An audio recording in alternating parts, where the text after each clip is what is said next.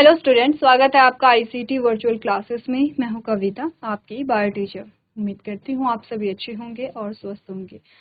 तो class start करेंगे अपना चैप्टर का नाम है सर्कुलेटरी सिस्टम और हम बात कर रहे हैं सर्कुलेशन के बारे में। तो सबसे पहले हम बात करेंगे यहाँ पर जो हमारे प्रीवियस टॉपिक है, क्या पढ़ा है हमने अभी तक सर्कुलेशन में, ये करके चीज़ों को समझते हैं। चलिए, तो सबसे पहले हमने बात की है जो हमारा सर्कुलेटरी सिस्टम है उसमें कौन कौन से पार्ट्स होते हैं। ब्लड है, ब्लड वेसल्स है और हमारा हार्ट होता है। अभी बात चल रही है, देखो ब्लड वेसल्स तो हम जानते हैं, आर्टरी है, वेन है और कैपिलरीज हैं। ब्लड के बारे में हमने बात किया, ब्लड के कंपोजिशन के बारे में, plasma and blood cells. Plasma में कौन सी प्रोटीन होती है, देखो मैक्सिमम पोर्शन वाटर है, बाकी प्रोटीन है। कौन सी है, एल्ब्यूमिन है, ग्लोबुलिन है, फाइब्रिनोजन है, ध्यान रखना, ठीक है। बाकी की हमारी ब्लड सेल्स आती हैं, आरबीसी, डब्ल्यूबीसी और प्लेटलेट्स। चलो, ये हो गया है, हमने थोड़ा सा डब्ल्यूबीसी को समझा। इससे पहले हमने आरबीसी को समझा, देन डब्ल्यूबीसी को समझा है। डब्ल्यूबीसी में हमने कहा है कि जो डब्ल्यूबीसी है वो दो टाइप का होता है, ग्रेन्युलोसाइट, ए ग्रेन्युलोसाइट, ठीक है। ध्यान से देखो, ग्रेन्युलोसाइट में इओसिनोफिल, ठीक है, जिसको एक एसिडिक डाई यानी कि इओसिन से जब हमने स्टेन किया तो उसके बाद हमारे पास ऑरेंज कलर के ग्रेन्यूल्स आए। अच्छा, ये ग्रेन्युलोसाइट क्यों, क्योंकि ग्रेन्यूल्स पाए जा रहे हैं। न्यूक्लियस कैसा है, बाइलोब्ड, हमने कहा क्योंकि डब्ल्यूबीसी में न्यूक्लियस पाए जाते हैं, डिफरेंट टाइप्स के पाए जाते हैं, बाइलोब्ड है। बेसोफिल है, जिसे बेसिक जो बेस में जब इसे स्टेन किया गया, ठीक है, क्या मिला हमें यहाँ पे ब्लू कलर के ग्रेन्यूल्स मिलते हैं, बेसोफिल है। बाइलोब न्यूक्लियस है। न्यूट्रोफिल्स जो है, इसमें हमने कहा कि ये क्योंकि इसे एसिड और बेस दोनों से ही हम डाई कर सकते हैं, तो ये न्यूट्रोफिल होगा। न्यूक्लियस कैसा है, पॉलीमॉर्फिक न्यूक्लियस है, क्योंकि बाइलोब्ड जैसे जैसे इसकी एज बढ़ती है, किसकी, न्यूट्रोफिल की, वैसे वैसे नंबर ऑफ लोग जो है वो बढ़ते चले जाते हैं।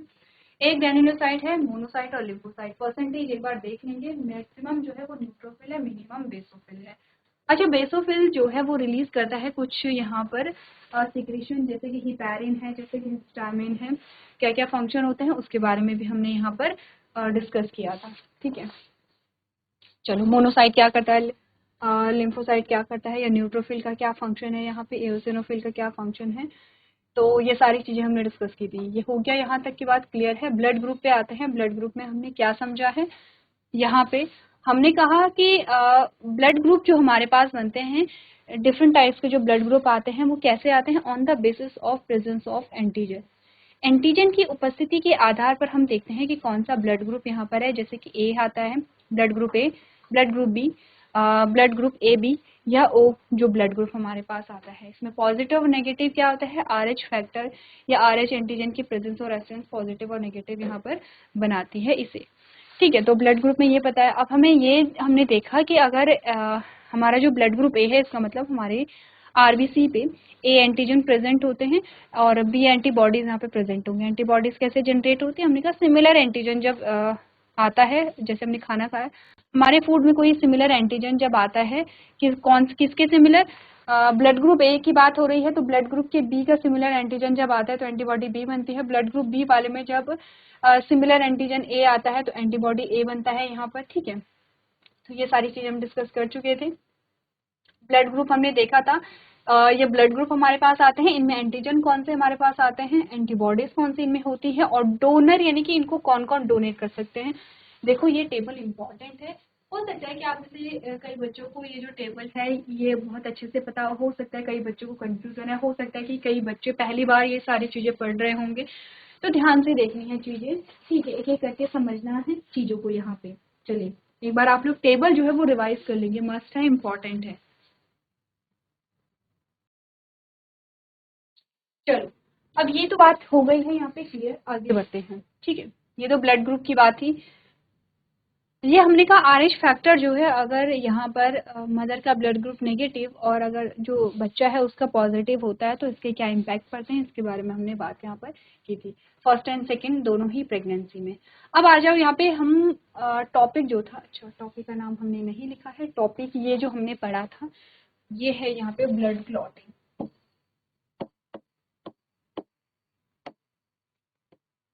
ब्लड क्लॉट कैसे बनता है,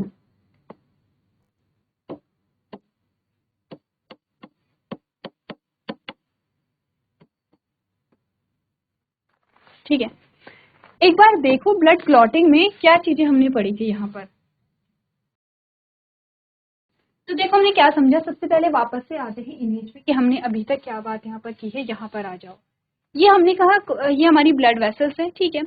जैसे कि कभी हमें चोट लगती है तो यहाँ पर हमारे जो टिश्यू हैं, हमारी जो ब्लड वेसल्स है वो डैमेज यहाँ पर हो जाती है। जैसे ही डैमेज होगी अंदर का जो ब्लड है वो निकलने लगेगा, खून निकलने लगता है जैसे हमें चोट लगती है। अब जब यहाँ पे ब्लड निकलने लगता है तो क्या होगा, ये जो मेम्ब्रेन है टिश्यू की या ब्लड वेसल्स की वो रैप्चर्ड होगी वहाँ पे, यानी कि जो यहाँ पर इसकी जो मेम्ब्रेन है वो किससे बनी होगी, सेल से बनी होगी, आसपास टिश्यू होंगे वो डैमेज हुए होंगे। अब यहाँ पर जो प्लेटलेट्स हैं वो भी यहाँ से निकलने लगते हैं, ब्लड के साथ प्लेटलेट्स भी हमारी निकलेंगी, ब्लड प्लेटलेट्स जिन्हें हम कहते हैं। क्योंकि प्लेटलेट्स यहाँ पर क्या है, डैमेज होती है, तो जैसे प्लेटलेट्स निकलती हैं तो ये डैमेज होने लगती है प्लेटलेट्स यहाँ पर, और यहाँ पर रुक जाती हैं, अटक जाती हैं। जैसे यहाँ पर ये डैमेज होती है, अटक जाती है, तो ये इलेबोरेट होने की कोशिश करती हैं। जैसे ऐसा सोचिए कि ये अपना जो साइज है वो बढ़ाने की कोशिश करेंगे और यहाँ पर अटक जाते हैं। इससे क्या होगा कि ये जो ब्लड का जो फ्लो है उसे रोकने की कोशिश हो रही है यहाँ पे, लेकिन फिर भी साइड साइड से जो ब्लड है वो अभी भी निकलता रहेगा, ब्लड कंप्लीटली बंद नहीं होता है। ठीक है, इस केस में अब क्या होगा, जो हमारी प्लेटलेट्स हैं और जो हमारे टिश्यू हैं, ये जो डैमेज प्लेटलेट्स और डैमेज जो टिश्यू हैं वो एक सिक्रेशन यहाँ पर निकालने लगते हैं, केमिकल ये रिलीज करने लगते हैं। हमारे जो टिश्यू रिलीज करते हैं ये थ्रोम्बोप्लास्टिन को रिलीज करते हैं, ठीक है, और हमारी जो ब्लड प्लेटलेट्स रिलीज करती हैं वो थ्रोम्बोकाइनेज को रिलीज करती हैं। ठीक है, ये जो थ्रोम्बोप्लास्टिन होते हैं ये एट लास्ट थ्रोम्बोकाइनेज में कन्वर्ट हो जाते हैं, थ्रोम्बोकाइनेज को प्रोथ्रोम्बाइनेज भी हम यहाँ पर कहते हैं। अब क्या होगा, अब देखो हमने कहा कि ये तो कब की बात है, ये कब की प्रोसेस हो रही है, जब हमें चोट लगती है, जब हमारा जो खून है वो निकल रहा होता है। लेकिन और टाइम में नॉर्मली हमारा जो लिवर है वो एक केमिकल रिलीज कर रहा होता है, उसका नाम है प्रोथ्रोम्बिन। ये ऐसा नहीं कि उसी टाइम पे रिलीज होगा, पहले से भी रिलीज होता रहता है, जो कि इनएक्टिव फॉर्म में रहेगा हमारे ब्लड में। अब यहाँ पे क्या आता है कि जैसे ही थ्रोम्बोकाइनेज यहाँ पे रिलीज होता है, थ्रोम्बोकाइनेज इस पे एक्ट करेगा और प्रोथ्रोम्बिन को थ्रोम्बिन में कन्वर्ट कर देगा। ठीक है, कौन करेगा, थ्रोम्बोकाइनेज। थ्रोम्बोकाइनेज कब रिलीज होता है, जब हमें चोट निकलती है और हमारी जो प्लेटलेट्स है वो डैमेज हो जाती है, तब हमारी प्लेटलेट्स थ्रोम्बोकाइनेज को रिलीज करेंगे। अब थ्रोम्बोकाइनेज क्या करेगा, प्रोथ्रोम्बिन को थ्रोम्बिन में कन्वर्ट करना पड़ेगा, थ्रोम्बिन एक्टिव फॉर्म में। ठीक है, अब एक और चीज जो हमारे ब्लड में होती है, ठीक है, वो है यहाँ पे फाइब्रिनोजन। फाइब्रिनोजन जो एक प्रोटीन हमने कहा था, तो फाइब्रिनोजन हमारी ब्लड में ऑलरेडी प्रेजेंट होगा, ये सॉल्युबल फॉर्म में प्रेजेंट होगा। ये जो थ्रोम्बिन बना है यहाँ पर, अब ये इस फाइब्रिनोजन पे एक्ट करेगा और फाइब्रिनोजन पे एक्ट करके इसे फाइब्रिन में कन्वर्ट करना पड़ेगा। फाइब्रिन है इनसॉल्युबल, ठीक है, यानी कि ये सॉल्युबल नहीं होता है। फाइब्रिन जो होगा वो थ्रेड लाइक स्ट्रक्चर होंगे, फाइब्रिन नाम से ही पता चल रहा है, कुछ फाइबर लाइक स्ट्रक्चर हमारे पास आएंगे। ठीक है, अब ये फाइबर जो है वो यहाँ पर आकर के लगेंगे, ये फाइबर। ठीक है, तो क्लॉट जो बनता है वो कैसे बनता है, हमने कहा ये जो फाइब्रिन है, ये जो फाइब्रिन यहाँ पर लगे हुए हैं और ये जो डैमेज प्लेटलेट्स हैं, अब कुछ तो प्लेटलेट्स ने ही रोक दिया था, ऐसा ही तो हुआ था कि प्लेटलेट्स यहाँ पर आए और उन्होंने अपने साइज को इंक्रीज किया है, उन्होंने कुछ तो ब्लॉक कर दिया था, लेकिन फिर भी ब्लड जो है वो निकल रहा है। जो ब्लड निकल रहा था वहां पर क्या आ गए हैं, फाइब्रिन आ गए हैं। फाइब्रिन प्लस डैमेज्ड प्लेटलेट्स जो होती हैं उसी को तो हम क्लॉट कहते हैं। देखो उसी को हम क्या कहेंगे, क्लॉट कहेंगे। ये बात हुई थी ब्लड क्लॉटिंग कैसे होती है एक्चुअली में। अच्छा, क्लॉटिंग फैक्टर होते हैं बहुत सारे, क्लॉटिंग फैक्टर यानी कि जो क्लॉट को करते हैं, जो क्लॉट बनाते हैं, बहुत सारे क्लॉटिंग फैक्टर हमारे पास आते हैं। 3 से 4 आपको पढ़ने हैं, वैसे तो बहुत सारे क्लॉटिंग फैक्टर होते हैं। जैसे हीमोफीलिया जो होता है, हीमोफीलिया की कंडीशन में क्या होता है, क्लॉटिंग नहीं हो रही है, ब्लड क्लॉट नहीं बनते हैं। इस केस में जो क्लॉटिंग फैक्टर है वो डैमेज हो जाते हैं, वो प्रॉपरली वर्क नहीं करते हैं, इसीलिए वहां पर क्या है, जो क्लॉटिंग है वो नहीं हो पाता है। क्लॉटिंग नहीं हो पा रही है तो आपने कहा एक बार अगर ब्लड बहने लग गया है तो ब्लड बहता ही रहेगा। ठीक है, इस कंडीशन को क्या कहते हैं, हीमोफीलिया कहते हैं। ठीक है, इंपॉर्टेंट ये है, इसके साथ साथ हमने कहा यहाँ पे कैल्शियम की रिक्वायरमेंट हो गई। लिवर जो भी चीजें रिलीज कर रहे हैं, प्रोथ्रोम्बिन को कर रहा है या फाइब्रिनोजन को कर रहा है, इसके लिए विटामिन के चाहिए होता है। तो देखो आप क्या क्या कहते हो कि ब्लड क्लॉट में कौन हेल्प करता है। कभी कंफ्यूजन हुआ है कि जब हम विटामिन के कह रहे हैं तो हमने कहा विटामिन के ब्लड क्लॉटिंग में हेल्प करता है। जब हम बात कर रहे हैं प्लेटलेट्स के बारे में तो प्लेटलेट्स क्या करती हैं, ब्लड क्लॉटिंग में काम कर रही हैं। अभी हमने फाइब्रोनोजन को पढ़ा था तो हमने कहा था ये ब्लड क्लॉटिंग में काम कर रही हैं। तो जब तक हमने ये सारी जो सीरीज एक रिएक्शन की ये नहीं पढ़ी थी तो हमें कंफ्यूजन होगा कि इतनी सारी चीजें ब्लड क्लॉट क्यों कर रही हैं। हमने कहा सब मिल करके यहाँ पे काम कर रही है। विटामिन के, हमारी जो प्लेटलेट्स होती हैं और हमारे जो फाइब्रिनोजन होते हैं, ये सब मिल करके यहाँ पर क्या करते हैं, जो क्लॉटिंग का काम है वो करते हैं। एक बार फिर से रिवाइज कर लीजिए यहाँ पर, अगर आपका कोई जो पॉइंट्स है वो रह जाते हैं तो आप लोग नोट कर सकते हैं। चलिए, क्लियर है इतनी बात। अब हमारे पास एक और टॉपिक आता है, ब्लड के अलावा एक और फ्लूइड हम यहाँ पर पढ़ते हैं अपनी बॉडी में। ब्लड के अलावा एक और फ्लूइड जो है वो हम अपनी बॉडी में पढ़ते हैं, उसके बारे में डिस्कस करते हैं। चलो, सबसे पहले बेसिक सी चीजों से हम स्टार्ट करेंगे। हमने कहा ये कोई ऑर्गन है, फॉर एग्जाम्पल ये कोई ऑर्गन है, ठीक है। यहां से आर्टरीज आ रही हैं ऐसे, ये आर्टरीज हैं ऐसे, जो कि ऑक्सीजनेटेड ब्लड को लेकर के आ रही होंगी।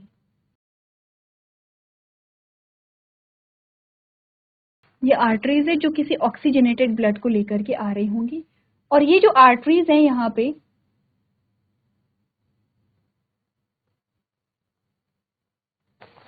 ये यहाँ पे क्या होती है, कैपिलरीज में टूट जाती हैं, ठीक है। यही तो हमने पढ़ा था। हमने बात क्या की थी, जब हमने कहा था कि जब भी यहाँ पर क्या करना होगा, यहाँ पे डिस्ट्रीब्यूशन या एक्सचेंज, देखो डिस्ट्रीब्यूशन तो सभी कर रहे हैं, लेकिन जब एक्सचेंज की बारी आएगी तो यहाँ पे जो आर्टरीज हैं या जो वेन है वो कैपिलरीज में टूट जाती हैं। डिफरेंस क्या है कैपिलरीज और आर्टरी में या वेन में? आपने कहा जो कैपिलरीज होती हैं वो पतली पतली होती हैं। अच्छा चलो, हमने यहाँ पे जो हमने कैपिलरी दिखानी है वो पतली पतली दिखानी है, ठीक है। ये कैपिलरी है,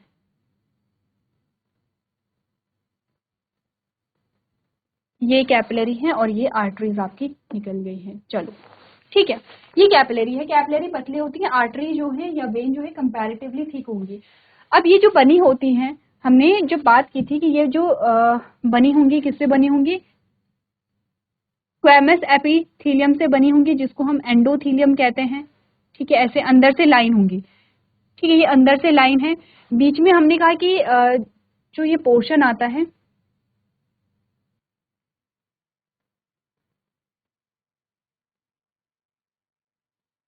ठीक है, ये ऐसे हैं। हमने कहा यहाँ पर ये क्या होंगी, अंदर से लाइन होंगी ऐसे,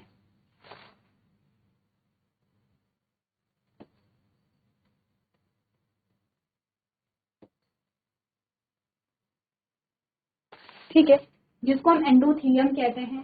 फिर आपने कहा कि बीच में कुछ कनेक्टिव जो टिश्यू हैं वो भी जो आपके क्या होंगे, यहाँ पे जो मसल्स हैं वो यहाँ पर आएंगे। और फिर से यहाँ पे एंडोथेलियम की क्या होती है, लाइनिंग होती है, ऐसे करके, ठीक है। इन शॉर्ट हमने कहा जो आर्टरीज और जो वेन होती हैं वो कैसे होंगी, थिक होंगी। और यहाँ पर अगर हम कैपिलरीज की बात करें तो आपने रेस्पिरेशन चैप्टर पढ़ा था, और जब हमने कहा था एल्वेलाई से कैपिलरी में कैसे गैस एक्सचेंज होता है, तो हमने कहा एल्वेलाई भी जो है वो सिंगल सेलुलर लेयर है, और जो यहाँ पे कैपिलरी है वो भी सिंगल सेलुलर लेयर है। दोनों ही किससे बने हैं, स्क्वैमस एपिथेलियम से बने हैं। बस जो कैपिलरी है उसको उसमें जो स्क्वैमस एपिथेलियम थी उसको हमने एंडोथेलियम ही बोल दिया था, ठीक है। इतनी बात क्लियर है। तो ये सारी चीजें हटा करके मैं सिर्फ इतना लिखूं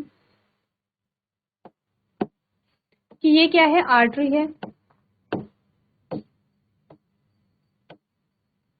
ये आर्टरी है, ठीक है।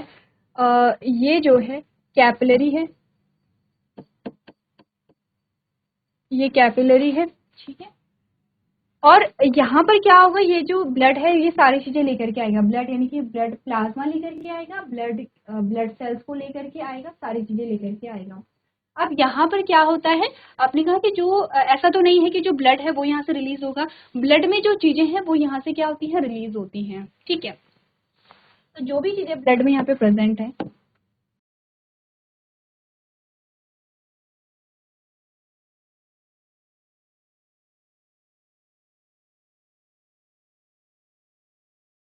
वो यहाँ पे रिलीज होने लगती हैं। जैसे क्या क्या रिलीज यहाँ पर होगा, यहाँ पे ग्लूकोज रिलीज होगा, यहाँ पर जो गैस होती है, जो भी, अब गैस कौन सी होती है, ऑक्सीजन, कार्बन डाइऑक्साइड, 2 गैसेस के बारे में हम बात करते हैं, तो यहाँ पे गैस जो है वो यहाँ पर आएंगी, ठीक है। यहाँ पर जो छोटे छोटे प्रोटीन्स होते हैं वो यहाँ पर आते हैं, ठीक है। और जो इम्पोर्टेंट है, यहाँ पर जो है वो WBC आते हैं, ठीक है, WBC यहाँ पर आते हैं ऐसे, ठीक है। तो ये सारी चीजें जो हैं वो कहाँ आ जाती हैं, यहाँ पे जो ऑर्गन है, ये पूरा ऑर्गन है, ठीक है, वो ऑर्गन या टिश्यू या सेल आप मान लीजिए, ये सारी चीजें यहाँ से क्या होती है, रिलीज होती हैं। इसे टिश्यू फ्लूइड कहते हैं या इंटरस्टिशियल फ्लूइड कहते हैं। कई बार हमने टिश्यू फ्लूइड या इंटरस्टिशियल फ्लूइड कहा होगा। अब आपने कहा ये जो फ्लूइड आएगा, अच्छा ये आता कैसे है, आपने कहा जो प्लाज्मा है एक्चुअली में वो प्लाज्मा यहाँ पर रिलीज होता है, लेकिन चेंज एक हो है यहाँ पे। अगर हम बात करें प्लाज्मा के बारे में वापस से, अगर हम प्लाज्मा को देखें तो प्लाज्मा में क्या क्या चीजें होती हैं, हमने कहा प्लाज्मा में मैक्सिमम ब्लड है और कुछ प्रोटीन है, इसके अलावा हमने कहा ग्लूकोज होता है और कुछ छोटी छोटी और भी प्रोटीन होती है, लेकिन मेनली ये वाली प्रोटीन होती है। जो मेन प्रोटीन होती है that is albumin, that's are albumin, globulin and fibrinogen. ये जो प्रोटीन्स होती हैं ये यहाँ पर जो कैपिलरी है उसको क्रॉस करके टिश्यू में नहीं जाएंगे। ये जो इम्पोर्टेंट डिफरेंस है वो ध्यान में रखना है, ठीक है।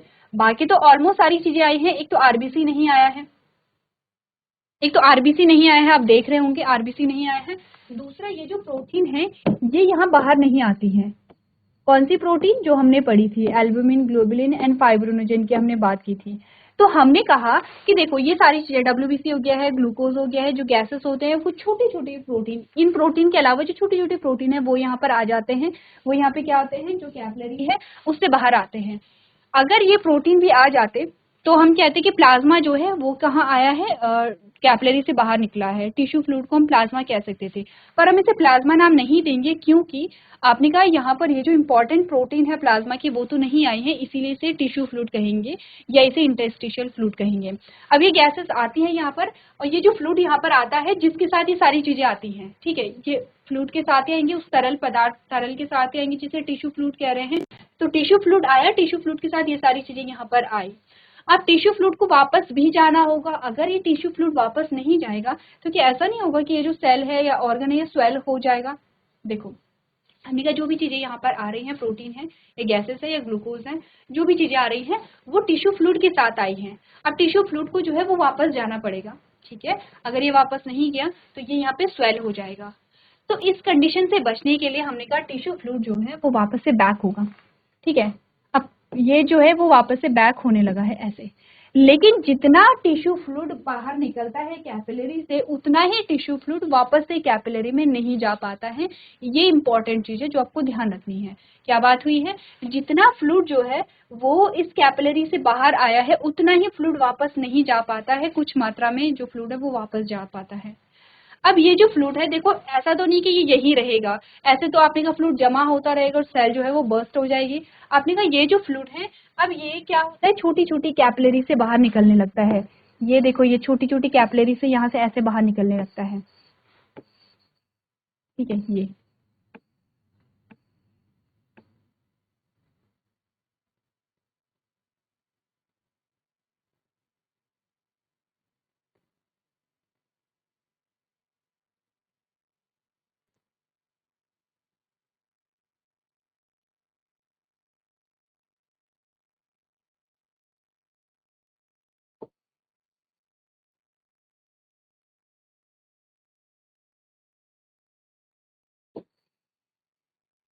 ठीक है, ये छोटी छोटी कैपिलरी होती है और ऐसे अब ये कैपिलरी सारी मिल करके क्या बनाएंगी, कैपिलरी से मिल करके क्या बनता है बताइए, वेसल बनती है। कलर विजिबल है,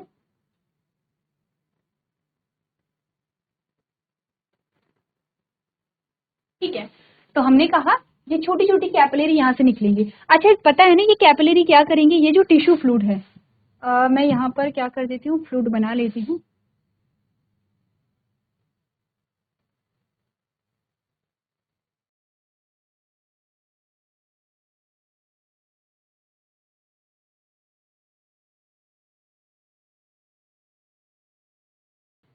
ठीक है, ये जो टिश्यू फ्लूइड है ये इस टिश्यू फ्लूइड को क्या करेंगी, ये जो टिश्यू फ्लूइड है ये टिश्यू फ्लूइड इसमें आने लगेगा, ठीक है।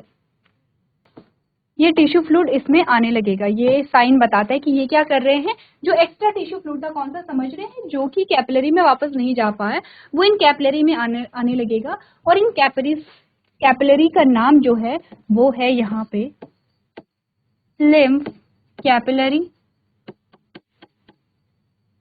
ठीक है। और ये जो टिश्यू फ्लूइड है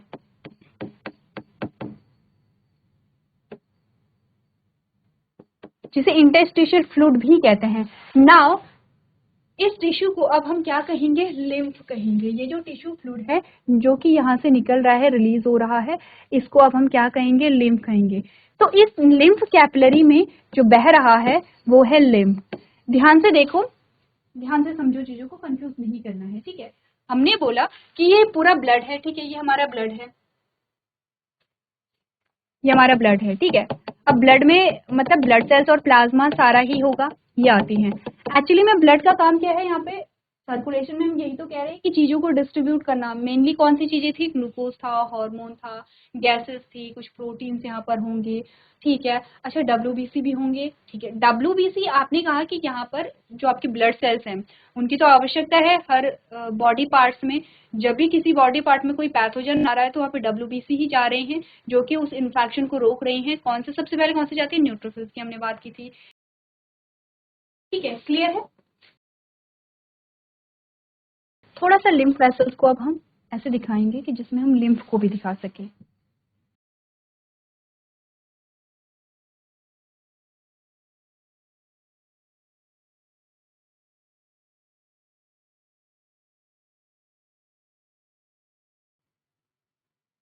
ठीक है, अब अगर हम इसमें लिम्फ को दिखाएं तो ये लिम्फ है, ठीक है। अब देखो, चीजों को ध्यान से समझो। तो हमने कहाँ तक की बात की थी, हमने कहा ब्लड का जो काम है वो है ट्रांसपोर्टेशन का, और ब्लड यहाँ पे क्या कर रहा है, ट्रांसपोर्ट कर रहा है चीजों को, ठीक है। कौन कौन सी चीजें हैं वो हम समझ रहे हैं, जिसमें हमने बात की है यहाँ पे,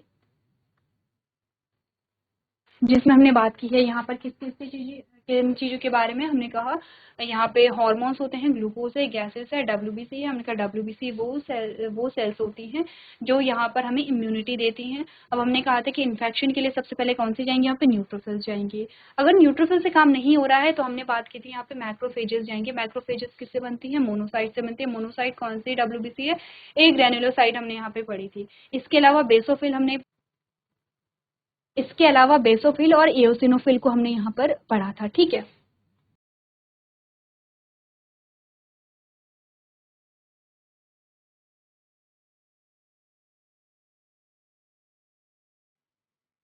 क्या है, बस ये हम कैपिलरीज बना रहे हैं, ठीक है। ये लिम्फ कैपिलरी हैं, कुछ डिफरेंस नहीं है।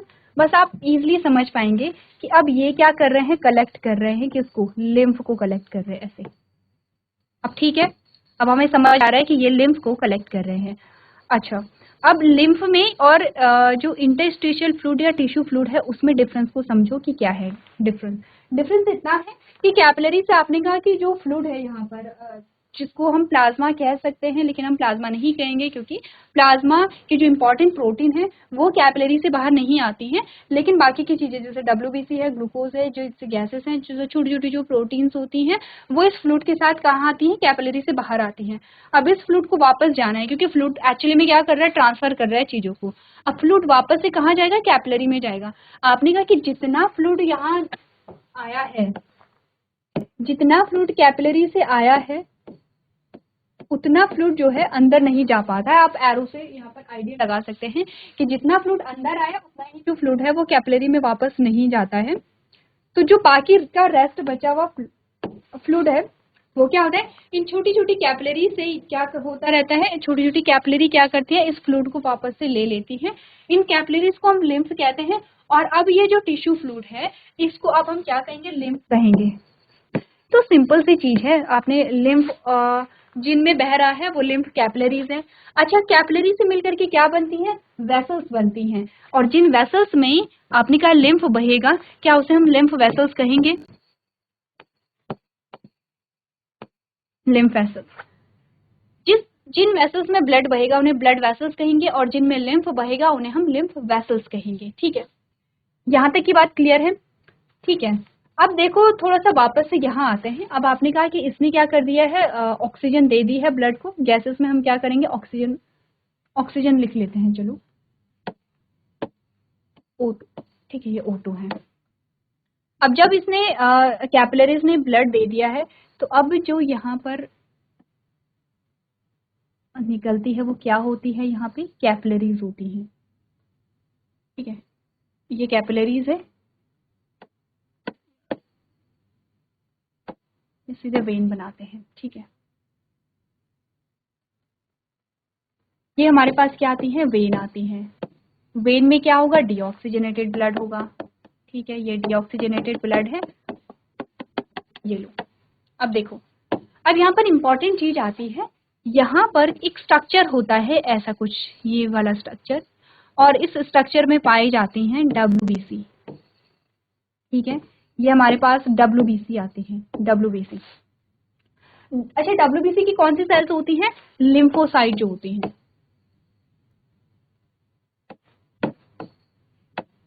WBC में हमने कहा लिम्फोसाइट जो होती हैं वो पाई जाती हैं इस स्ट्रक्चर में, जो ब्लड वेसल्स के, जो लिम्फ वेसल्स के कहीं बीच में होगा। ब्लड वेसल्स नहीं होगा, लिम्फ वेसल्स होगा। ठीक है, इसका नाम है लिम्फ नोड। अच्छा, ये शब्द आपने पहले भी पढ़े हैं, ऐसा नहीं है कि ये आपके लिए नए हैं। ये है लिम्फ नोड। ठीक है, लिम्फ नोड है। लिम्फ नोड का काम क्या है वो समझेंगे बाद में। अच्छा, एट लास्ट जो है ये जो आपके लिम्फ वेसल्स हैं वो आपके वेन से ही कनेक्ट रहती हैं। ऐसा नहीं हो कि डायरेक्ट हो जाएगा, बट एट लास्ट आपने कहा कि ये सर्कुलेट होते होते इस फ्लूइड को, जिसका नाम लिम्फ है, उसको एट लास्ट आपने कहा कहाँ भेज देते हैं, जो ये वेन है वेन में भेज देते हैं, यानी कि डीऑक्सीजनेटेड ब्लड में। अब ये जो लिम्फ है ये भी चला जाता है। तो आपको ध्यान होगा, जब भी हमने, जैसे हमने जब भी टिश्यू पढ़ा है तो टिश्यू में हमने ब्लड पढ़ा है और ब्लड के साथ हमने लिम्फ भी पढ़ा है। वहां पर हम लिम्फ और ब्लड में कुछ डिफरेंसेस देखते हैं। जैसे कि हमने कहा ब्लड जो है वो रेड कलर का होता है, लिम्फ कलरलेस होता है। ठीक है, इसके अलावा हमने कहा कि लिम्फ जो है वो लिम्फेटिक सिस्टम में सर्कुलेट होता है, ब्लड जो है वो किस में होता है, आपने कहा जो ब्लड वेसल्स है उसमें सर्कुलेट होता है। ठीक है, आपने कहा जो ब्लड है ब्लड को हार्ट पंप करता है, और जो लिम्फ है लिम्फ को हार्ट पंप नहीं करता है। ये एक वन वे में सर्कुलेट होता है, वन वे सर्कुलेशन होता है। ऐसा नहीं कि पूरी बॉडी में टू वे सर्कुलेशन है, वन वे सर्कुलेट होता है। ठीक है, अब लिम्फ कैसे बना, लिम्फ किन चीजों से बना है, ये बातें हम समझ गए हैं। अब हम लिम्फ नोड की जो इम्पोर्टेंस है वो समझते हैं। हमने कहा ऐसा क्यों है कि जो लिम्फ वेसल्स है उनको अलग से बनना पड़ा है, ये जो टिश्यू फ्लूइड है ये इससे वापस क्यों नहीं किया। आपने कहा इससे भी एक फायदा होता है।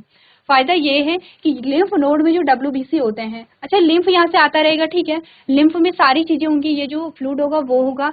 अब जो लिम्फ नोड है वो क्या करेगा, यहाँ पे चेकिंग करेगा कि इस लिम्फ में कोई पैथोजन तो नहीं है, कोई बैक्टीरिया तो नहीं है, कोई हार्मफुल पार्टिकल तो नहीं है। इन केस यहाँ पर अगर कुछ हार्मफुल पार्टिकल्स होते हैं तो जो हमारे लिम्फोसाइट्स होती हैं वो पूरे बॉडी को, जो हमारा इम्यून सिस्टम होता है उसे सिग्नल देंगी, और जब बॉडी को सिग्नल दिए जाते हैं तो बॉडी में उसके अगेंस्ट एंटीबॉडीज यहाँ पर बनेंगे या इम्यून रिस्पॉन्स देखने को मिलेगा। तो बेसिकली यहाँ पर क्या चल रही है, आपने कहा इम्यून सिस्टम का बहुत इंपॉर्टेंट पार्ट होता है हमारे जो लिम्फ होता है। ठीक है, जो हमारा लिम्फेटिक सिस्टम होता है, और ये क्या करती है, यहाँ पर चेकिंग करेंगे। तो ऐसा नहीं कि सिर्फ एक ही लिम्फ नोड होगा, बहुत सारे लिम्फ नोड होंगे। अभी हम पूरी बॉडी में देखेंगे लिम्फेटिक सिस्टम को, लिम्फ कहाँ कहाँ से बनती हैं, और वहां पर हम देखते हैं कि बहुत सारे लिम्फ नोड हमारी बॉडी में पाए जाते हैं। और जैसे जैसे लिम्फ नोड से होते हुए गुजरेगा, वैसे वैसे वहां पर वो जो लिम्फ है उसकी चेकिंग होती रहेगी। अगर कोई पैथोजन है तो इम्यून रिस्पॉन्स देखने को मिलेगा, अगर सब ठीक है तो सिस्टम जो है वो नॉर्मली काम करेगा। यहाँ तक की बात क्लियर है। Lymph capillary, lymph vessels, lymph node, lymph, ये जो टर्म्स हैं ये क्लियर हुए हैं आपको या नहीं हुए हैं, एक बार चेक कीजिए आप। चलिए, तो ये हमने बात की है लिम्फेटिक सिस्टम के बारे में। तो नेक्स्ट जो हमारे पास पार्ट आएगा उसमें हम बात करेंगे जो हमारा लिम्फेटिक सिस्टम है वो हमारी बॉडी में कहाँ कहाँ पाया जाता है, और जो लिम्फ नोड है वो मैक्सिमम हमारी बॉडी में कहाँ पाए जाते हैं। तो एक बार आप लोग इसे रीड करके लेके आएंगे। तो चलिए, आज के सेशन में हम इतना ही करेंगे। अभी तक क्लास में बने रहने के लिए आपका धन्यवाद।